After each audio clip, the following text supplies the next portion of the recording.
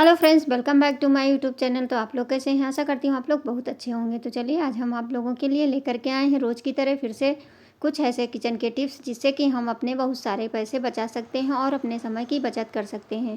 तो चलिए देर ना करते हुए हम आप लोगों के साथ में शेयर करते हैं पहली टिप्स हमारी क्या है कि जैसे कि सरसों का ऑयल ठंडियों में खाना चाहिए, क्योंकि सभी कोई खाता है लेकिन कुछ लोग ऐसे होते हैं जिनको सरसों के तेल पसंद नहीं होता है। तो उसके लिए हम क्या करेंगे, बहुत ही यूज़फुल टिप्स लेकर के आए हैं। उसमें थोड़ा-सा 2 चम्मच के करीब पानी ले लीजिए। पानी लेने के बाद में इसमें हम 2 चुटकी नमक ले लेंगे। हाँ, जो डेली नमक खाते हैं वही नमक लेना है।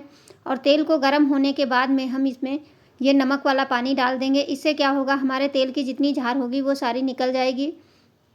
तो इस तरह से डाल देंगे और उसके बाद ढक्कन लगा करके ये जब पानी पूरा जल जाएगा तो हमारा तेल इतना बढ़िया हो जाएगा, इसमें कोई भी झार नहीं रह जाएगी, कोई स्मेल नहीं रह जाएगी और इससे हमारी सब्ज़ी भी बहुत स्वादिष्ट बनेगी। तो उम्मीद करती हूँ ये टिप्स आप लोगों को ज़रूर पसंद आई होगी। पसंद आए तो लाइक करना। अब चलिए इसी तेल में हम आपको सब्ज़ी बना के दिखाते हैं। जब भी कोई सब्ज़ी बनाए तो इस तरह से जीरा डाल दिए हैं और थोड़ी सी हींग डाल दीजिए। और उसके बाद में इसमें हम सब्जियों को फ्राई करके उसके बाद में हम सब्ज़ी बनाएंगे तो हमारी सब्ज़ी बहुत ही अच्छी बनेगी। और इसमें हमारे तेल की झार भी नहीं आएगी कि हम ये सरसों का ऑयल खा रहे हैं, क्योंकि ठंडियों में सरसों का ऑयल जो होता है वो हमारे सेहत के लिए बहुत ही फ़ायदेमंद होता है। तो इस तरह से सब्जियों को फ्राई कर लेंगे और ये जो पानी नमक का डाले हैं इसकी वजह से इसमें तेल बहुत कम लगेगा और हमारी ढेर सारी सब्ज़ी बन जाएगी। तो चलिए देखते हैं आगे। देखिए इतना तेल बच गया है, उसी में हम आलू भी फ्राई कर लेंगे और फिर भी हमारे तड़का लगाने भर का तेल इसमें बच जाएगा। तो इस तरह से आप भी यूज करेंगे कि हर किसी के साथ में ऐसा होता है कि कड़वा तेल किसी को पसंद होता है, किसी को नहीं पसंद होता। तो देख सकते हैं आलू भी हमारे फ्राई हो चुके हैं और फिर भी इसमें तेल बचा हुआ है। तो इस ट्रिक को आप लोग भी आजमाइए और मुझे कमेंट करके ज़रूर बताना कि हमारी ये टिप्स आप लोगों को कैसी लगी। उम्मीद करती हूँ ये टिप्स आप लोगों को ज़रूर पसंद आई होगी। तो चलिए आलूओं को हम निकाल लेते हैं। तो चलिए अगली टिप्स हमारी क्या है कि जैसे हम पपाया लाते हैं, काट के खा लेते हैं, उसके बाद में छिलके को हम कूड़े में फेंक देते हैं। इससे होता क्या है, पपाया हमारे सेहत के लिए तो अच्छा होता ही है और ऊपर से जो ये छिलका होता है ये हमारा बहुत काम आता है और इससे हम बहुत सारे काम अपने कर सकते हैं। तो चलिए फिर क्या होता है, अनार लेकर के आते हैं, अनार को हम छीलते हैं। तो अनार छीलना खाना तो सभी को पसंद होता है लेकिन काटना इसको बहुत ही कठिन लगता है, इसके दाने निकालना बहुत ही कठिन होता है। तो इसके लिए हम क्या करेंगे, इस तरह से ऊपर का और नीचे का पार्ट निकाल देंगे। उसके बाद छोटे-छोटे निशान लगा करके उसके बाद इस तरह से इसको हम पूरा खोल देंगे और खोलने के बाद में इसको हमें हाथ भी नहीं लगाना पड़ेगा और तुरंत इसके दाने सारे निकल जाएँगे। तो इस तरह से देखिए एक-एक निकालेंगे तो बहुत समय लगेगा। फिर कोई चाकू ले लीजिए, चाकू की सहायता से इस तरह से इस पे हम थोड़ा-सा ऐसे लगाएँगे और देखिए सारे दाने निकल जाएँगे। इसमें हमारा बिल्कुल भी काम बहुत ईज़ी हो जाता है और ढेर सारे अनार आप 1-1 किलो अनार 1 मिनट में छील करके तैयार कर सकते हैं और एक भी दाना आपका ख़राब नहीं होगा बिल्कुल भी। तो इस तरह से आप भी इस टिप को अपनाइए। तो चलिए दूसरा हम दिखाते हैं किस तरह से। देखिए कितने बढ़िया अनार छिल के तैयार हो गए हैं। ये काम आप कभी भी करके रख सकते हैं। बच्चों को अनार खिलाना है तो छील करके इस तरह से रख लीजिए। तो देख सकते हैं कितनी जल्दी छिल गया और हमारा समय भी नहीं लगा। तो चलिए इसी तरह देखिए दोनों पार्ट काट लिए हैं। इस तरह से दोनों साइड से इसको हमें छोटे-छोटे कट के निशान लगा लेने हैं। इससे हमारा अनार बहुत जल्दी छिल जाता है और इससे दाने भी हमारे ढेर सारे निकल आते हैं, तुरंत निकल जाते हैं, बिल्कुल भी समय नहीं लगता है। उम्मीद करती हूँ ये भी टिप्स आप लोगों को ज़रूर पसंद आई होगी। मुझे तो ये बहुत पसंद आई, क्योंकि इस तरह से अनार छीलेंगे तो हमारे बहुत टाइम लगता है और इस तरह से छीलेंगे तो आप 1 मिनट में ढेर सारे अनार छील करके तैयार कर सकते हैं। चाहे जूस बनाना हुआ या बच्चों को ऐसे ही खिलाना हुआ तो इस तरह से आप छील सकते हैं। तो हाँ, आप लोग कहाँ-कहाँ से वीडियो देखते हैं, किस गाँव, किस शहर से, प्लीज़ कमेंट करके ज़रूर बता दिया करें। और मेरी वीडियो आप लोगों को कितनी पसंद आती है।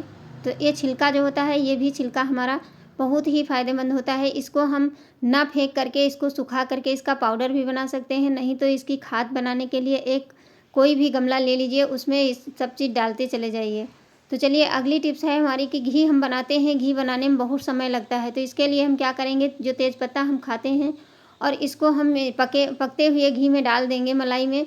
तो इससे हमारा घी बहुत जल्दी निकल आएगा, इसमें बिल्कुल भी समय नहीं लगेगा और घी हमारा एकदम दानेदार घी बन के तैयार हो जाता है। ऐसे मलाई पकाने में बहुत समय लगता है और घी बनाना बहुत ही कठिन लगता है। तो देखिए 1 सेकंड भी नहीं लगा, पत्ता डालते ही हमारा घी एकदम अलग हो चुका है और हमारी मलाई जो है बहुत ज़्यादा इसमें जो निकलता है वो भी नहीं निकलेगा।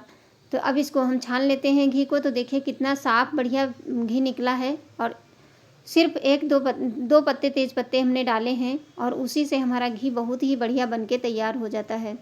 तो ये हमारी सिर्फ 1 हफ्ते की मलाई है और इसमें देखिए कितना कम ये निकला है, जो निकलता है क्या बोलते हैं आप लोग, मैहर बोलते हैं हम लोगों के यहाँ। तो ये बिल्कुल भी और कढ़ाई में भी नहीं लगेगा आपके और ढेर सारा घी निकल के तैयार हो जाएगा।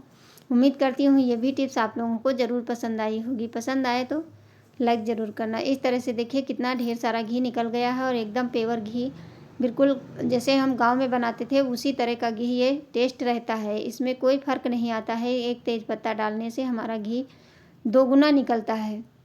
तो इस तरह ढक्कन लगा करके आप इसको स्टोर कर सकते हैं और ये घी हमारे सेहत के लिए बहुत ही फ़ायदेमंद होता है। तो चलिए अगली यूज़फुल टिप्स लेकर के आए हैं कि सर्दियाँ शुरू हो गई हैं। सर्दियों में हर किसी को सर्दी जुकाम और जोड़ों में दर्द होने लगता है। हर कोई परेशान हो जाता है कि जोड़ों में दर्द होता है कहीं तो इसमें डाल देंगे 1 चम्मच कद्दूकस की हुई अदरक का पेस्ट डाल देंगे चाहे, और फिर इसमें 10-12 पत्ती हम डाल देंगे जो हमारी होती है तुलसी की, और थोड़ा सा जरा कुछ डाल देंगे। अब इसको हम उबलने देते हैं, 1 उबाल आने तक इसको हम अच्छे से पका लेते हैं।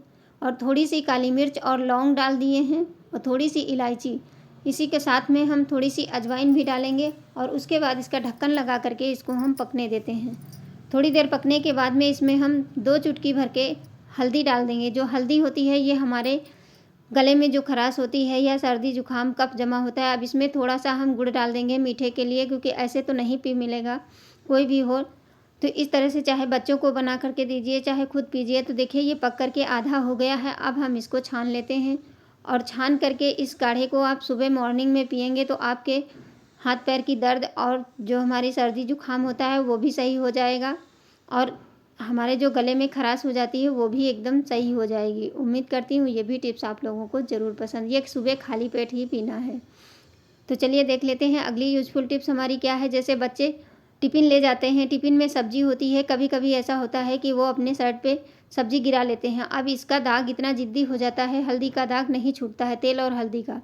तो उसके लिए हम बहुत ही छोटा सा टिप्स है लेकिन बहुत ही कमाल का है। ये कोई भी टल्कम पाउडर आप ले लीजिए, जो भी आपके पास स्पेयर पड़ा हो वो ले लीजिए, और नहीं है तो कोई भी पाउडर आप ले करके इस तरह से इसको हम 5 मिनट के लिए छोड़ देंगे। उसके बाद में कोई थोड़ा सा आप न्यूज़पेपर ले लीजिए, उसकी सहायता से इस तरह से रगड़ देंगे और रगड़ने के बाद में इसको हम रगड़ देंगे और उसके बाद में आप देखेंगे इसके दाग बिल्कुल भी नहीं रह जाएंगे।